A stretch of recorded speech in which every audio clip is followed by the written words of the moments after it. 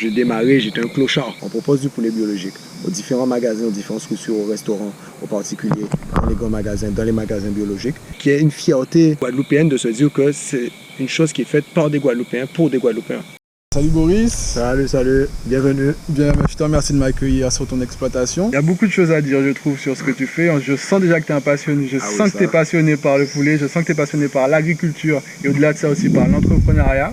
Donc j'ai hâte de voir comment tu vas répondre à mes questions. C'est parti. C'est parti. En tant qu'entrepreneur, quelles ont été tes plus grosses erreurs? Je ne me suis pas encore posé pour réfléchir. Alors, je serais plus tenté de te dire... Là, ce qui me vient en tête, ce sont les difficultés qu'on a rencontrées. Mon gars, j'ai démarré, j'étais un clochard. C'est comme ça, c'est ce que je dis souvent. J'avais pas un rond en poche, j'avais pas un véhicule, j'avais pas de voiture, j'avais rien. C'est-à-dire que quand je débarque à la banque pour présenter mon projet, je n'ai pas un rond en poche. Ils peuvent, la gestion du risque, ils peuvent miser sur rien. Ouais. Pas d'hypothèque, rien, mon gars, j'ai rien. C'est je viens avec mon envie, je viens présenter mon projet et on y va au culot, quoi. Tu vois? Et en fait, soit tu as de l'argent et les choses vont beaucoup plus vite, soit tu as que ton envie, ta passion et ta détermination et ça prend plus de temps. C'est pas impossible, mais ça prend plus de temps. Et donc, en fait, c'est vrai que ça, c'est une grande difficulté parce que tu passes par toutes les émotions, montagne russe. Aujourd'hui, tu as une décision, boum, le truc c'est super, tu vois que le projet avance et puis après, tu passes 6 mois à galérer parce que tu n'arrives pas à passer à l'étape suivante. Et l'anecdote que je raconte souvent, c'est qu'en 2018, pardon, je rencontre le banquier. Je lui présente le projet, alors que j'avais déjà rencontré toutes les banques, mais toutes les banques de Guadeloupe, je les avais rencontrées. Et puis, elles ont toutes refusé. Franchement, soit j'avais pas de réponse, soit j'avais un refus, soit c'est tout. Soit il n'y avait pas de réponse, ou il y avait un refus. Et donc je reviens, je présente le projet à un banquier, et lui il me dit, écoute, franchement, je te suis sur le projet, je t'accompagne, en 2018. Mais entre le moment où lui me dit je t'accompagne et le moment où on reçoit les financements, mon gars, il se passe 2 ans. 2 ans, chaque semaine pendant ces 2 ans. Chaque semaine, je vais à la banque, comme ça. Bam, bam, chaque semaine, je suis à la banque. Le gars, il est sur 2 agences. À chaque fois que je devais déposer un peu de sous, parce qu'à l'époque, je travaillais au Black, il fallait que je me nourrisse, mais qu'en même temps, je reste concentré sur mon projet. À chaque fois que j'ai un chèque à déposer ou des sous à déposer, si je vais dans une agence que je vois que le gars n'est pas là, je repars avec mes sous, je vais dans l'autre agence, il faut que je vois le gars, il faut qu'il me voie. Et le gars, il me dit à un moment que, écoute Boris, sincèrement, mon gars, je fais des cauchemars de toi le soir. Mais je suis là tout le temps, je garde la pression, il me dit qu'il avance sur le projet. Mais le gars, il est à fond. C'est-à-dire que lui, il m'accompagne, il s'engueule avec les gens en interne et tout. Il veut défendre le dossier, quoi. Et donc 2 ans plus tard, le truc, au bout d'un moment, tout est ficelé, tout est OK. On reçoit les financements, on fait les travaux, on balance les 10 poulaillers. Et puis en 2021, quand je démarre en août 2021. Entre août 2021 et décembre, je crois que je fais quelque chose comme 30 ou 40 000 euros de chiffre d'affaires. Et donc après, il y a l'année 2022, année pleine. C'est plutôt pas mal. Ouais. Puisque tu as démarré, tu as généré du chiffre d'affaires. Tout de suite. Mais... Et l'année 2022, donc demi-année 2021 et l'année 2022, je récupère le bilan aujourd'hui, on regarde les résultats sur l'année 2022, on fait pratiquement 400% d'augmentation de croissance. Tu vois? Et donc on se rend compte clairement du potentiel de l'activité et de l'évolution positive de cette activité. Mais comment tu as fait dès le départ pour avoir un chiffre d'affaires de 30 à 40 000 euros sur quelques mois? Ça veut dire que tu avais déjà des distributeurs, ça veut dire que tu avais déjà des contacts, comment ça s'est passé? Et en fait, ça, c'est la capacité, comme je te disais tout à l'heure, à créer des partenariats, à chercher des réponses pour avoir des ressources. Et donc, en réalité, pendant tout ce processus de présentation de projet, de travailler sur le projet, etc., on commençait déjà à travailler sur nos partenaires et tout. D'accord. Donc, en parallèle où tu attendais ton financement, tu travaillais à trouver tes partenaires, tes distributeurs. Exactement. Et donc, on avait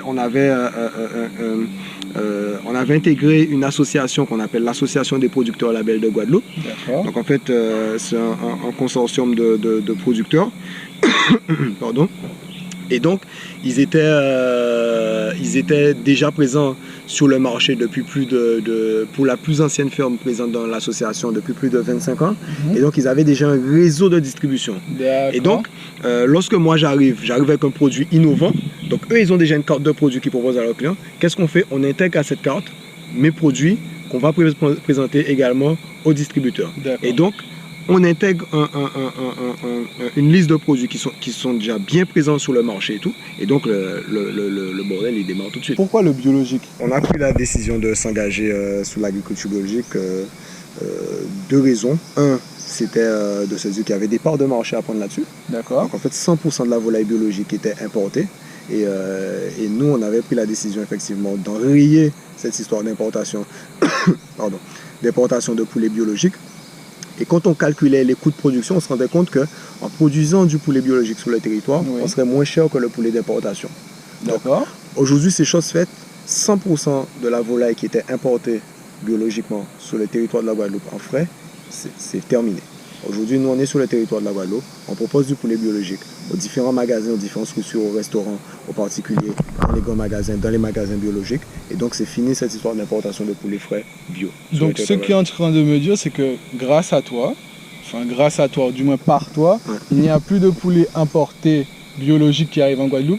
Maintenant, le poulet qui est proposé en biologique, c'est le poulet Damas. Voilà, pour le poulet frais, en tout cas, c'est le poulet Damas qui est sur le territoire guadeloupéen. Et ça, c'est une bonne chose, non seulement pour les emplois de la Guadeloupe, mais en plus de ça, pour la qualité de la volaille qui est proposée aux Guadeloupéens. Et donc ça, pour moi, c'est un élément important. Mais ça, c'était le premier critère. Et le deuxième critère, c'était la question de l'engagement en biologique aussi par rapport à l'un des défis qui est pour moi le plus important du 21e siècle, c'est la question de la démocratisation de l'alimentation de qualité. Et en fait, on voulait faire partie de ce défi. On voulait proposer une volaille de qualité aux Guadeloupéens qui a été élevée sur le territoire de la Guadeloupe. Et donc, on voulait surtout effectivement, qu'il y ait une fierté, je dirais, guadeloupéenne de se dire que c'est une chose qui est faite par des Guadeloupéens pour des Guadeloupéens. D'accord, parce que tu te différencies aussi, parce que tu étais le seul à produire du bio guadeloupéen. Exactement. Donc l'idée, en fait, c'est de se dire qu'on propose quelque chose d'intéressant et de nouveau et qui n'existe pas sur le territoire guadeloupéen. Ça aussi, c'est le volet innovant de notre activité. Et donc, lorsqu'on propose ça directement aux distributeurs, les gars, tout de suite, ils adhèrent, quoi. Ils nous font des lettres d'intention et tout, en se disant qu'ils vont s'engager tout de suite, dès qu'on démarre l'activité, qu'ils vont s'engager tout de suite sur notre production. D'accord, donc finalement, je ne vais pas dire que ça a été facile de trouver des distributeurs, mais du fait que tu t'es démarqué, tu as mis directement, ça a mis ton produit en lumière, ça a facilité ton démarrage, en tout cas pour les distributeurs. Voilà, donc en fait, le distributeur, je t'ai dit, tu proposes un produit innovant, le gars il te dit ok tout de suite. Mais après, le nerf de la guerre, c'est le consommateur. Parce qu'en réalité, le distributeur, il va mettre ton produit en rayon et puis il observe le consommateur. Si le consommateur il répond pas, ciao bello. Voilà. Donc en fait, après, derrière ça, lorsqu'on démarre l'activité, il faut maintenant commencer à communiquer massivement pour avertir le consommateur que le produit est présent. D'accord. Oui. Donc en fait, t'imagines, tu arrives du jour au lendemain, tu arrives avec un produit qui est périssable en 7 jours. Et donc, il faut que tu puisses... Et le consommateur n'est pas au courant que tu existes. Et donc, en fait, c'est ça, développer une marque dans l'agriculture, développer une marque particulièrement dans la viande, c'est de se dire que tu as 3 ans, en réalité, de difficultés où tu dois être là en communication permanente pour faire connaître ton produit, faire connaître ta marque au consommateur et que le consommateur ait envie d'adhérer à ta philosophie, à ta marque. Et donc, depuis le départ, on communique massivement sur notre production, on communique massivement sur notre marque et on communique massivement sur notre philosophie. Et donc, en fait, c'est petit à petit, les choses ont évolué positivement. Et lorsqu'on disait qu'il nous fallait 3 ans d'arrachage de cheveux en communication, ben, finalement, on l'a fait en 1 an et demi. Et quand tu dis communication, tu communiquais sur quelle plateforme? Ben, nous, on communiquait, on a utilisé tout ce qui pouvait exister, donc les réseaux sociaux. C'est, j'ai envie de te dire, c'est le moyen le moins onéreux à utiliser pour se faire connaître. Donc Facebook, Insta, YouTube, et TikTok. D'accord. Et en fait, de temps en temps, effectivement, par rapport à notre initiative innovante, c'est vrai qu'on pouvait accueillir aussi la télévision. Il nous est arrivé d'accueillir Guadeloupe Première, Canal 10, etc. sur notre exploitation pour présenter effectivement notre projet et notre production qui est proposée au Guadeloupe. Donc si je résume, tu as beaucoup utilisé les réseaux sociaux. C'est les réseaux sociaux premièrement qui t'ont permis de véhiculer ton message, de véhiculer le message de la marque et de faire savoir au peuple guadeloupéen que ton produit est maintenant présent. Et aussi, grâce à l'innovation, le caractère innovant, il y a les chaînes de télévision qui t'ont approché. Et selon toi, qu'est-ce qui t'a donné le plus de résultats? Les réseaux sociaux ou alors les chaînes de télévision? Si tu veux, c'est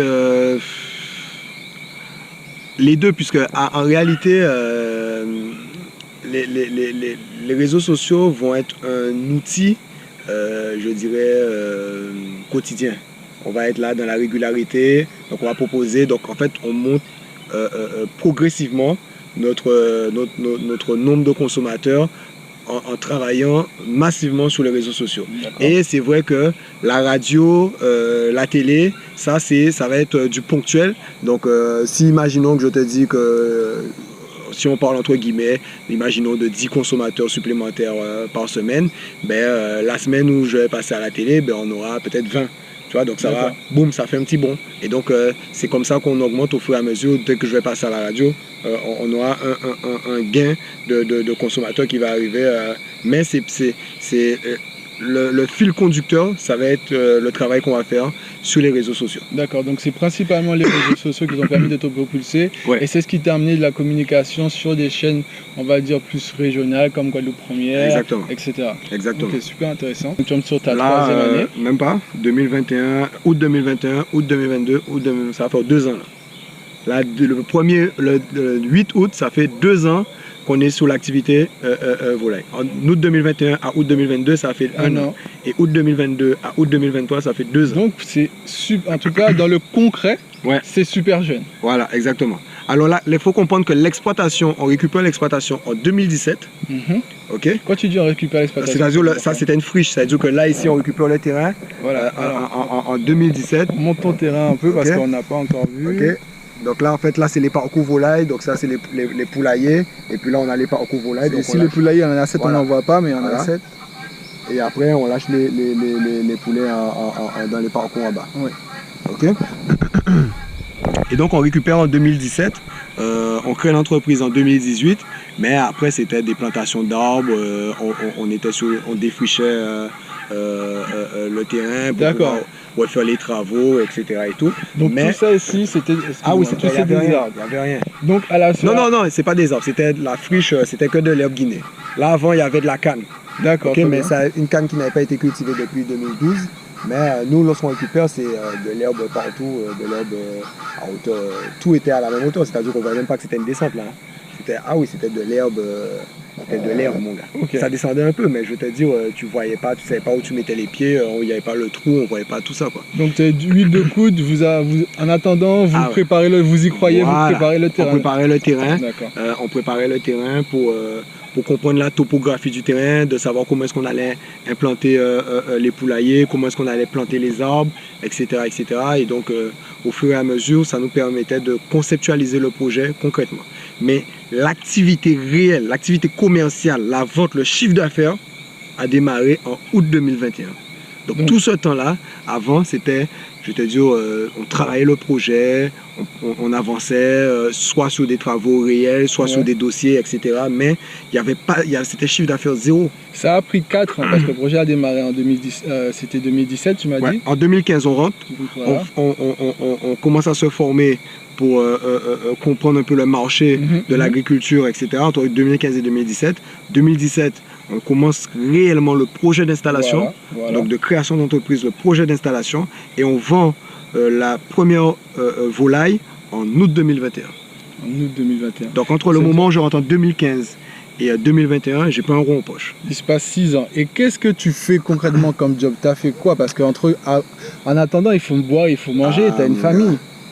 C'est soutien de la famille, c'est des potes qui ont des entreprises qui me donnent de temps en temps un job.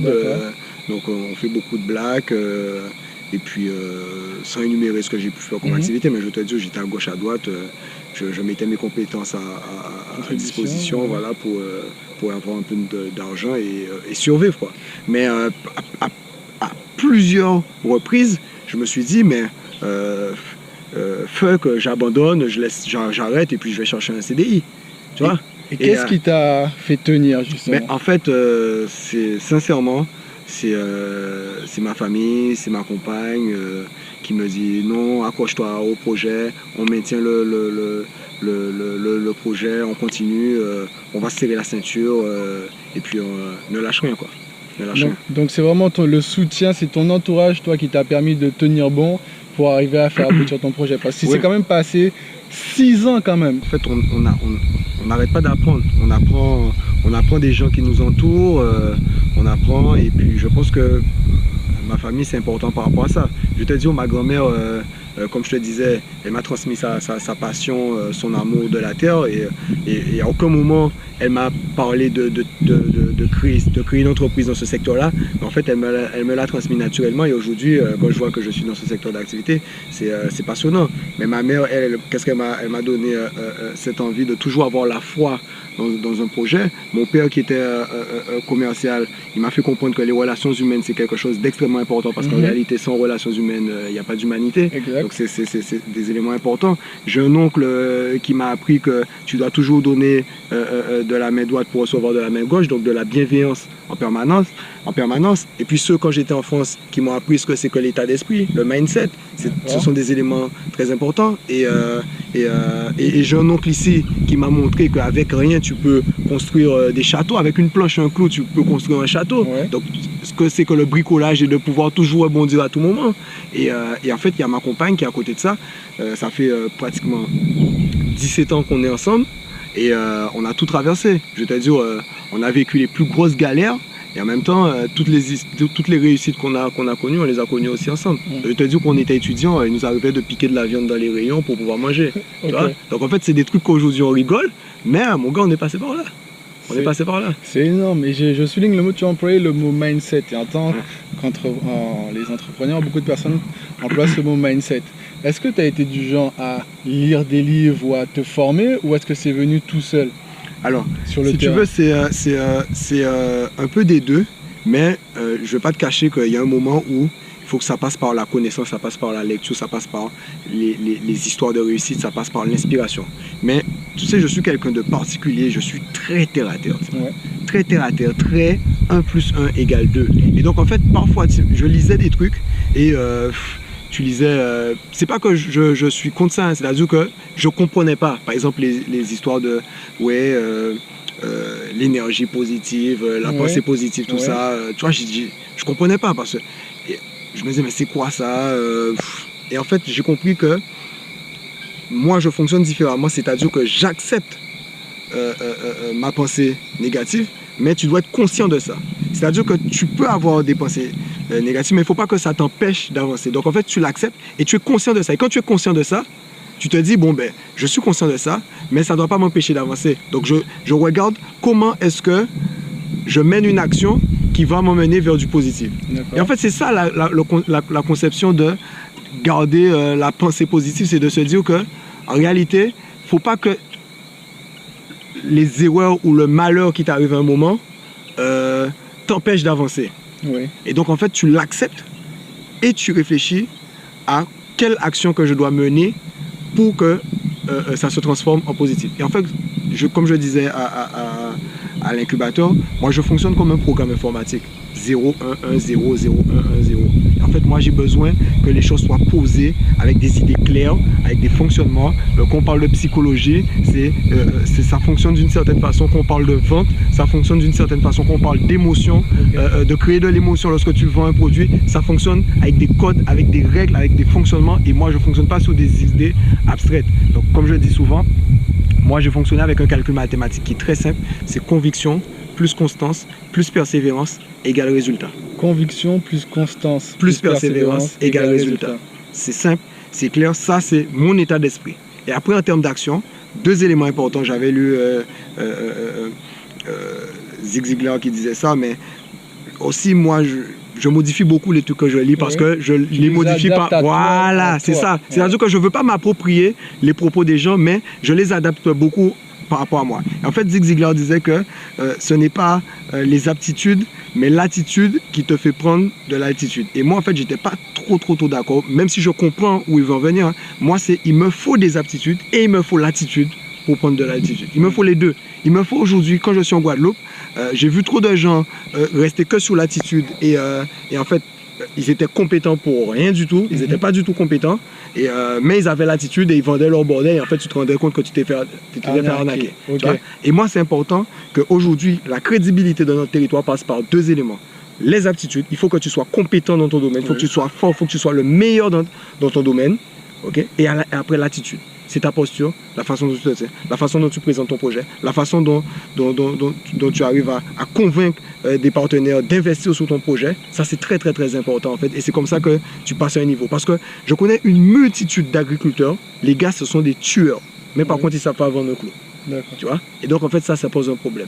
Parce qu'en fait, ils sont dépendants après du système parce qu'ils savent produire massivement, mais ils n'ont pas la capacité de vendre leur production. Ils sont obligés de passer par d'autres professionnels et donc ils se font parfois avoir. Et donc c'est important d'avoir les aptitudes, d'avoir l'attitude et après mon gars, tu prendras de l'altitude. Donc il faut de l'attitude et des aptitudes. Aptitude et attitude et après tu seras comme un aigle. Et pas comme altitude. Voilà. Et pas comme un vulgaire poulet damas destiné à devenir un aigle. On va pas dire vulgaire poulet damas parce que c'est pas... Mais tu seras un aigle, mon gars. Tu vas voler dans les hautes sphères là. Ok, donc ça, en fait, je fonctionne avec ces deux gros concepts. C'est ce qui me fait beaucoup avancer. Après, tu as d'autres choses, hein, mais je vais te dire, pour moi, ça, c'est le socle. C'est la base. C'est conviction, constance, persévérance et aptitude et attitude. Ça, boum, quand tu as ça, tu peux avancer, tu gardes ça dans la tête et tu peux avancer sur ton projet. Après, l'élément le plus important, c'est l'amour de l'activité, la passion. Trouver, ça c'est le défi le plus important quand tu es jeune, c'est de réussir à trouver ce par quoi tu es passionné. Et ça en fait c'est ce qui fait souvent la réussite des uns et des autres, c'est ta capacité à trouver ta passion.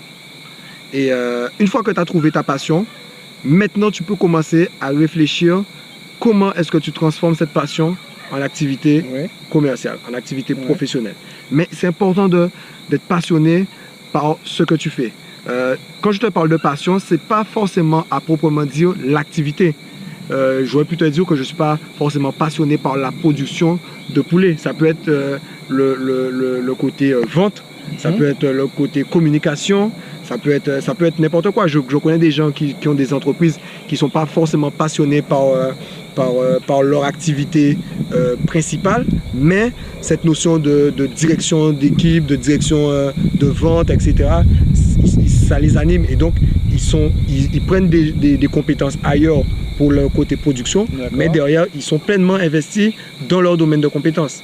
Mais si dans ton activité même, tu es déjà passionné comme moi par le côté de la production volaille, et bien après, mon gars, tu déchires tout. Et justement, pourquoi c'est si important d'avoir cette passion? En fait, c'est important pour la simple et bonne raison. Tu vois, comme je te dis, je fonctionne code 01. Je me suis demandé, mais pourquoi est-ce que c'est important d'être passionné? En fait, la passion, c'est ce qui va t'aider à surmonter, je dirais, les difficultés, les obstacles, cette notion de sacrifice, parce que la passion, c'est ce qui va t'aider à combattre la procrastination, par exemple.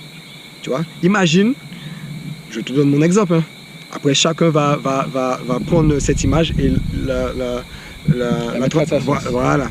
Mais imagine, on rentre là, on va rentrer en période cyclonique. Il va pleuvoir tout le temps, ça va être de la boue partout. Je suis chez moi. Imagine que je te dis n'importe quoi. Je suis en train de regarder ma série Netflix. Je suis posé, bien au chaud et il faut que j'aille m'occuper des poulets. Il pleut. On est en vigilance jaune, on est en vigilance orange, ou pire, on est en cyclone. Et il faut que j'aille regarder mes animaux. Mais qu'est-ce qui va faire que je me dis fuck, je mets mon jogging, je mets mon manteau, je sors de chez moi et je vais voir mes poulets.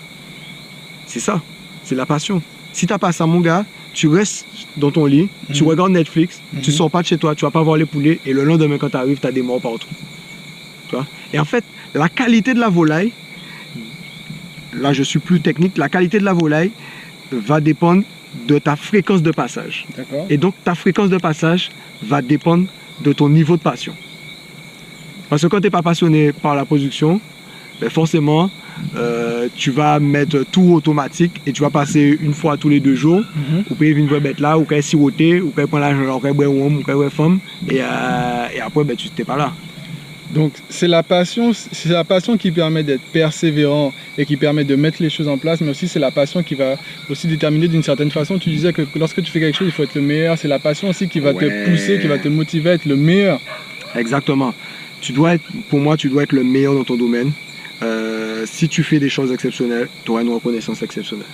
Et donc c'est important que effectivement tu sois passionné, car la passion va te pousser à investir du temps, du vrai temps et du temps constructif dans ton activité. Et donc forcément, les gens me disent parfois, mais putain c'est super ce que tu fais, mais je leur dis, mais en réalité c'est du poulet que je fais. Je fais quelque chose d'enrichissant, mais comme je suis passionné par ce que je fais, je le fais de la meilleure des façons. Je le fais pour que ce soit le top qui sort de l'exploitation.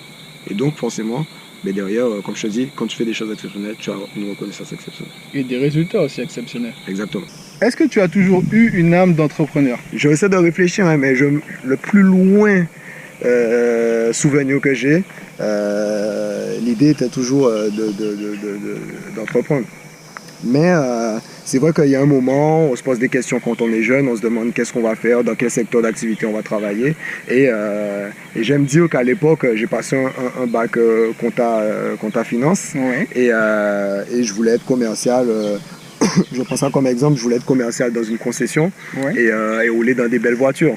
Mais il y a un moment, quand tu sais et que tu sens que c'est pas ça ta fibre, que c'est pas là que ton énergie t'envoie, j'ai envie de te dire que tu commences à te poser des questions. Et donc après mon bac, j'ai décidé de repasser un bac au lycée agricole, et c'est à partir de ce moment que je pensais déjà m'orienter vers la création d'entreprises. Mais je ne savais pas encore dans quel secteur d'activité que je voulais le faire. Et c'est vrai qu'au fil des années, on commence à se chercher, on commence à réfléchir ce qu'on aime, ce qu'on n'aime pas, dans quel secteur qu'on veut aller. Et en 2015, là, c'est vrai qu'on était parti faire des études en France, BTS et tout. Et en 2015, on prend la décision de rentrer en Guadeloupe et de se poser réellement sur un projet qui peut développer le territoire guadeloupéen. Et à ce moment, on s'engage sur le projet de la production de volailles biologiques sur le territoire guadeloupéen.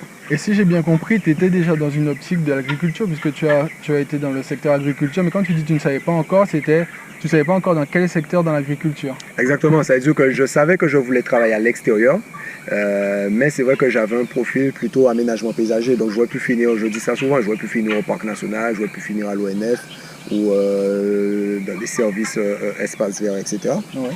Mais quand j'ai commencé à travailler là-dedans, j'ai vu que en fait, c'est pas tout à fait ce que je veux faire. Donc en fait, tu commences à bouger un peu le curseur. Tu sais que tu veux travailler à l'extérieur, mais tu sais pas encore, donc tu bouges un peu le curseur. Et en 2015, on se dit, bon, ben, on va se lancer sur la production. On commence à étudier le marché. Et donc c'est à ce moment qu'on décide de s'engager sur la production de volailles. Pourquoi tu n'as pas fait ça en France? Parce que tu aurais très bien pu rester en métropole après tes études et te dire que tu vas te lancer en France, tout simplement. C'est simple, hein. Je suis guadeloupéen. D'accord. J'aime mon territoire. Je veux que mon territoire se développe, je veux que ce pays se développe et je veux contribuer, je le dis souvent, je veux contribuer au développement de mon territoire. Je te dis aujourd'hui, tu as des gens qui partent faire des choses ailleurs, mais aujourd'hui, est-ce qu'un Corse te dirait je viens en Guadeloupe? Bon, il y a certainement des Corses ici, mais bon, ils ont une fibre dans leur pays, un Breton a sa fibre pour la Bretagne, un Normand, il aime la Normandie, et donc moi je suis guadeloupéen et je veux que mon territoire se développe. Et en plus de ça, je pense que l'avenir est ici. Ici, je parle plus largement de la Guadeloupe, je parle de la Caraïbe. Je pense qu'il y a énormément de choses à faire en Guadeloupe, dans la Caraïbe, et donc il est important pour moi de participer à ces défis, de participer au développement de la Guadeloupe, de participer à l'alimentation de mon peuple, à la bonne alimentation de mon peuple. Et donc c'est pour ça qu'on a pris la décision de rentrer en Guadeloupe, de proposer ce projet au territoire guadeloupéen et en tout cas de s'assurer que ce projet se concrétise sur le territoire de la Guadeloupe. J'ai rencontré Boris à l'incubateur C'était un endroit où il y a eu plusieurs entrepreneurs qui ont partagé leur expérience gratuitement pour le public. Je suis venu, je t'ai proposé une interview et tu as accepté quasiment instantanément. Pourquoi? L'investissement que tu fais pour ton territoire. Je pense que ça, c'est quelque chose d'important. Au-delà, là, je vais parler sur mes autres casquettes. Si tu veux, j'ai la casquette chef d'entreprise. Mais on est aussi engagé dans une association qu'on appelle l'association des jeunes agriculteurs de Guadeloupe. Et donc, c'est une association qui aide à la promotion et à défendre les intérêts des chefs d'entreprise, des jeunes chefs d'entreprise du secteur agricole. Donc en fait, nous, ce qu'on veut, c'est qu'il y ait de plus en plus d'installés, de plus en plus de jeunes qui veulent s'engager dans ce secteur d'activité. Et donc ça, c'est du bénévolat. Et quand tu es entrepreneur, quand tu es chef d'entreprise, je pense que c'est important d'avoir du temps bénévole engagé pour le développement de ton territoire, surtout en Guadeloupe. Et en fait, en investissant ce temps, ça aide à faire ce qu'on appelle la transmission. Et donc ça permet de partager ton expérience, de partager tes réussites, de partager tes erreurs et de permettre à d'autres de pouvoir s'en inspirer. Moi, je me suis inspiré d'autres personnes et l'idée, c'est dans la continuité que des jeunes puissent s'inspirer en fait de nos histoires pour éviter de faire les mêmes erreurs que nous, de pouvoir s'inspirer de nos histoires de réussite et que derrière, ça puisse de manière exponentielle créer des vocations sur le territoire de la Guadeloupe. Car pour moi, je pense que c'est ce dont on a besoin. Je crois fermement au fait que le territoire de la Guadeloupe va se développer par effectivement le développement de son économie. Et donc, nous sommes des acteurs importants en ce sens. D'accord. Donc, finalement, c'est dans un esprit de... Tu es conscient qu'il faut avoir un esprit de partage, surtout en Guadeloupe, et de liaison, on va dire ça comme ça, pour pouvoir encourager la génération qui arrive ou même la génération actuelle à plus haut en manœuvre, quoi. Ouais, non, mais et totalement. De me donner un exemple. Oui, totalement. Tu sais, je parle de moi et d'un collègue à moi aussi, on est engagé au conseil d'administration du lycée agricole, donc on est engagé dans la formation en Guadeloupe. On fait des formations aussi sur la production de la volaille pour ceux qui veulent se lancer dans la production de la volaille, pour effectivement les former et qu'ils puissent démarrer avec les éléments propres au territoire de la Guadeloupe et qu'ils puissent réussir leur projet d'installation dans le secteur de la production de la volaille. Donc en fait, au-delà du fait que je sois un acteur économique, ben, en fait, je donne aussi beaucoup gracieusement parce que quand moi j'en ai eu besoin, il fallait que je cherche. J'ai su trouver dans la limite du possible au moment où je m'installais, mais j'ai su trouver des gens pour m'apporter de l'information, et aujourd'hui j'ai la responsabilité, j'ai le devoir de transmettre cette information aux plus jeunes, à ceux qui passent par le lycée agricole, à ceux qui passent par les centres de formation, pour créer des vocations, pour leur apporter les éléments techniques dont ils ont besoin, pour leur apporter les éléments économiques dont ils ont besoin et garantir effectivement le développement du territoire guadeloupéen. Parce que si tu veux, aujourd'hui la réalité c'est que le territoire guadeloupéen en a besoin. Je suis en sous-production, je n'arrive pas à couvrir le marché. C'est pas moi qui vais ni la prétention de dire que je vais couvrir tout le marché guadeloupéen. Et donc, voilà, il faut qu'il y ait des gens qui s'engagent dans la production agricole. Enfin, quand on parle de chiffres, si tu me permets, quand on parle de chiffres, il faut comprendre qu'aujourd'hui, on arrive à un tournant dans le secteur agricole. Ok ?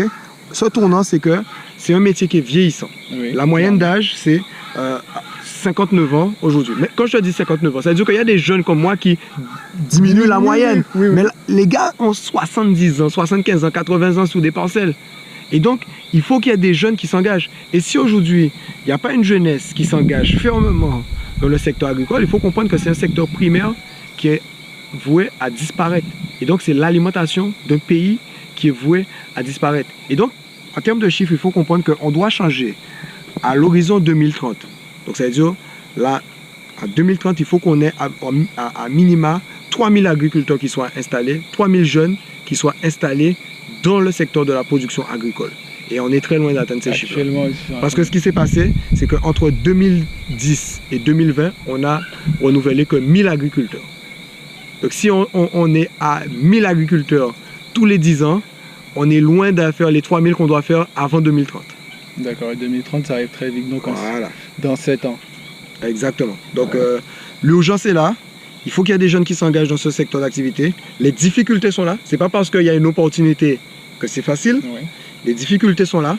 On est là pour faire le travail avec le syndicat des jeunes agriculteurs, que ce soit sur les questions liées au foncier, que ce soit sur les questions liées aux ressources financières, donc à l'ingénierie financière, ou sur les éléments liés aux relations avec les administrations pour faciliter effectivement le processus d'installation.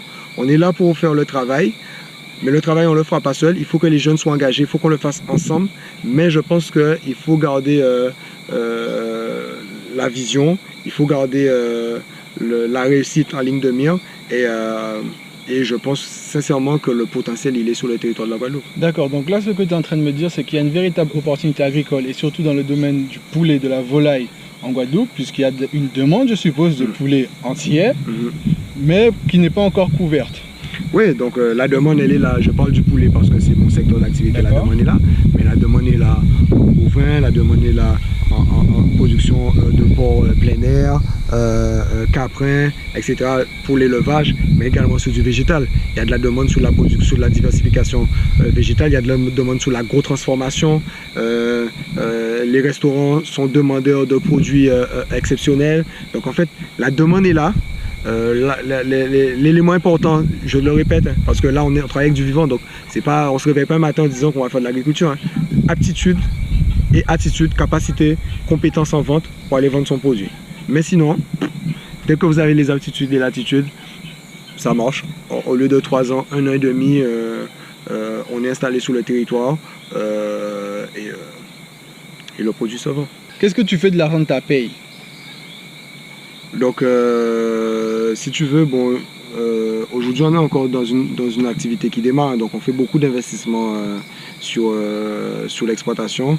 Donc en réalité, je dis aux gens, il y a des gens qui me disent ouais mais tu es là, tu exploses tout et tout, tu dois être riche et tout. Je leur dis non, moi je suis comme tous les copains.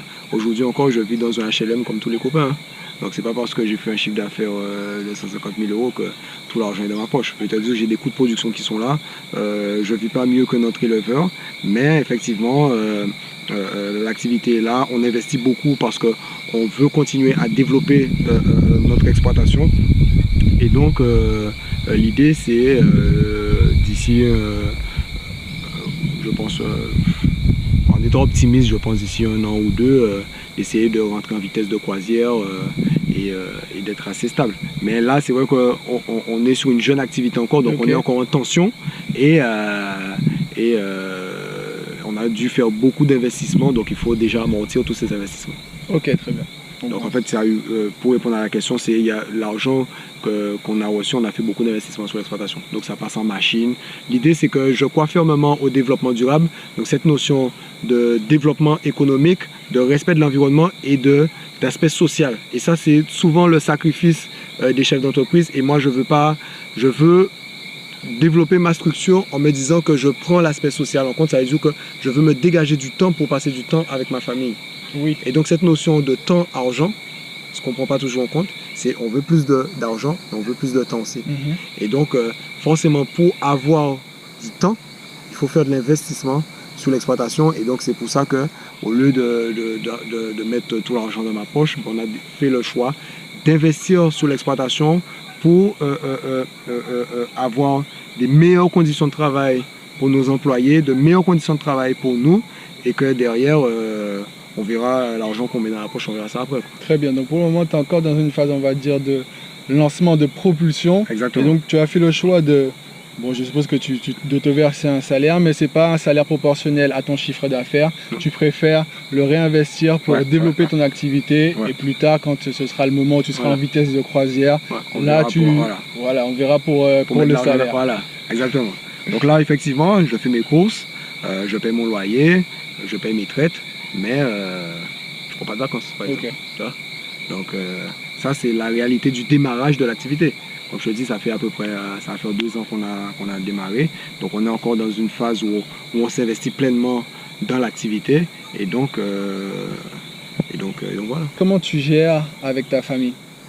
Puisque tu es un père, tu as une femme, et il te faut du temps. Et tu passes beaucoup de temps, tu es passionné, donc tu passes beaucoup de temps à travailler. Comment ça se passe? Comment tu gères cet équilibre?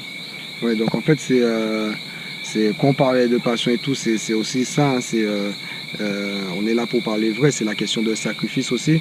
Donc comme je te dis, on cherche à dégager plus de temps pour passer avec sa famille, mais c'est quelque chose qui est extrêmement compliqué parce qu'il n'y a que 24 heures dans une journée. Il y a un moment où tu avais défini un temps où tu allais le passer en famille, et puis merde, il y a un bordel sous l'exploitation, tu es là. Et puis quand tu gères le bordel, tu passes 2-3 heures de plus à gérer un bordel.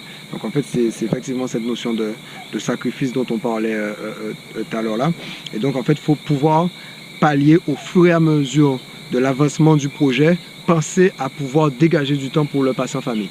Mais un exemple qui est simple, lorsqu'on démarre en août 2021, qu'on commence à développer l'activité, il faut s'investir pleinement. La naissance de ma fille, c'est octobre. Donc, lorsque ma femme elle est enceinte, elle a un ventre de 3 mètres de long et elle est là avec moi. Tu vois? Okay. Elle est là avec moi. Elle est là avec moi pour imaginer qu'elle était enceinte avec son ventre. Elle était en train de faire des clôtures avec moi.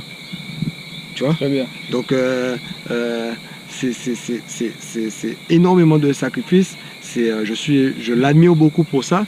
Il faut imaginer que le jour où on doit aller à la maternité pour l'accouchement, tout ça, on était en livraison. Donc on était en train de livrer du poulet. Elle me dit c'est bon, il faut qu'on y aille et tout. Donc on a dû arrêter les livraisons. On a dû courir à l'hôpital. Et la veille on était en livraison. Le jour on est en livraison. Quand tout est terminé, je retourne en livraison. C'est pas je vais me coucher et dormir. Hein. C'est il faut finir.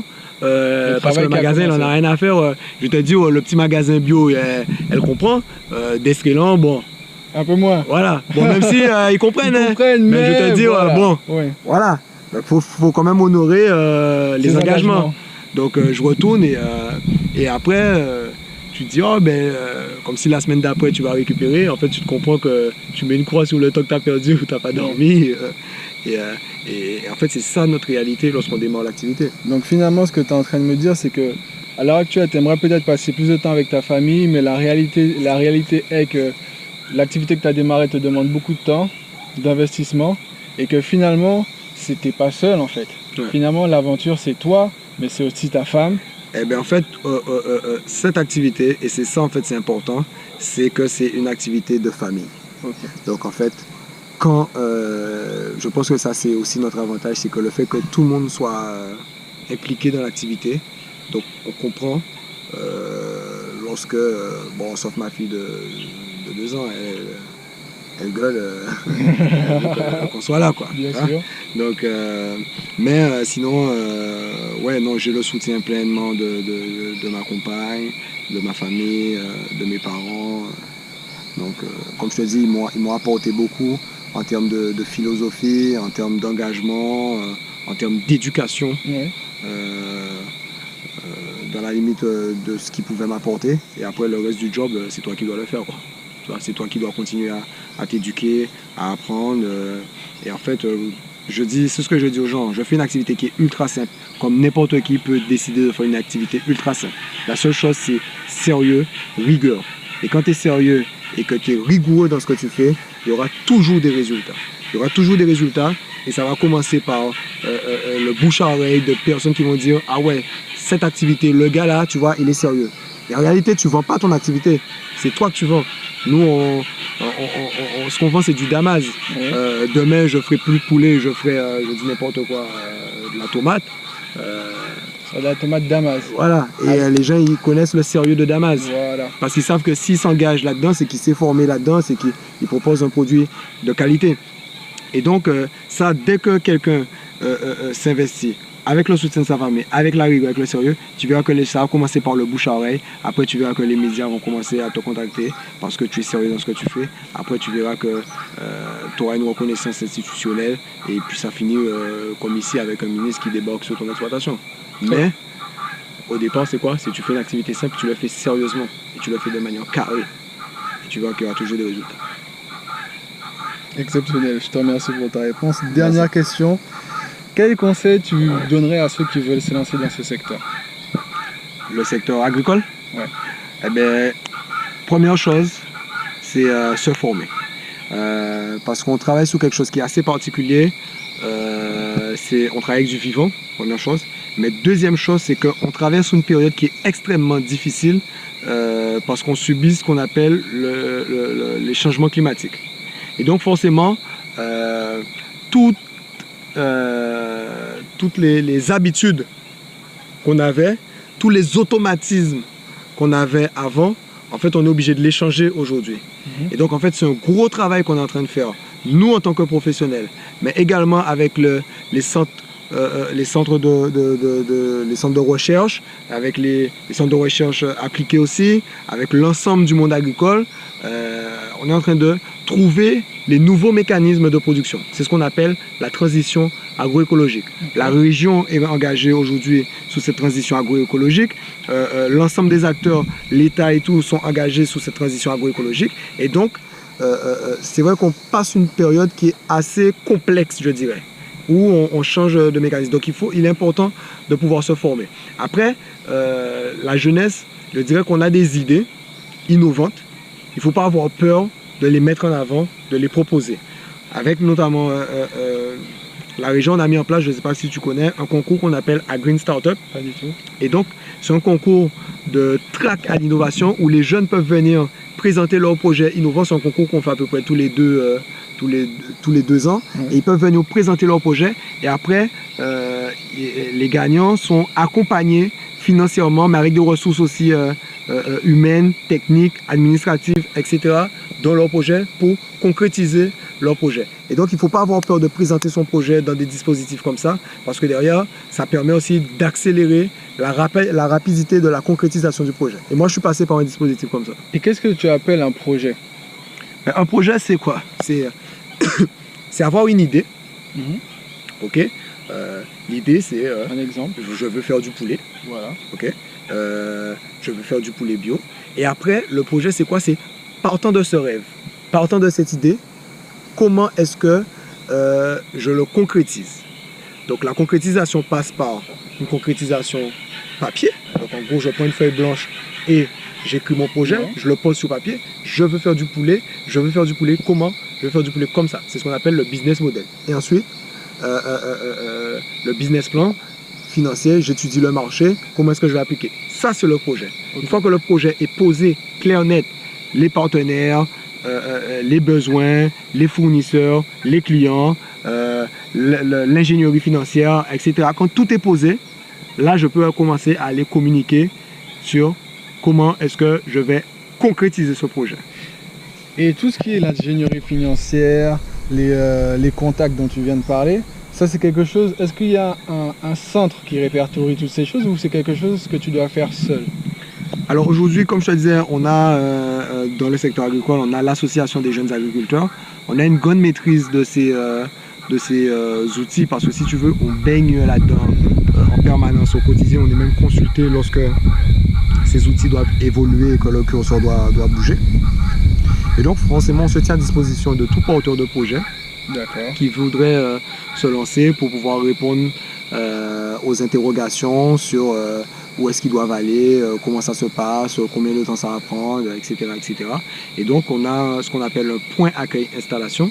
Donc en fait ils se rendent dans nos bureaux et il y a une animatrice qui est là pour les accueillir et commencer à les orienter sur les premières démarches à effectuer. Très bien. Parfait.